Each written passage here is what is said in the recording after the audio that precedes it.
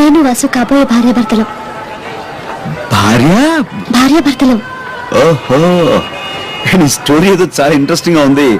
Length ఎక్కువ పర్వాలేదు, కొంచెం డీటెయిల్డ్ గా చెప్తావా?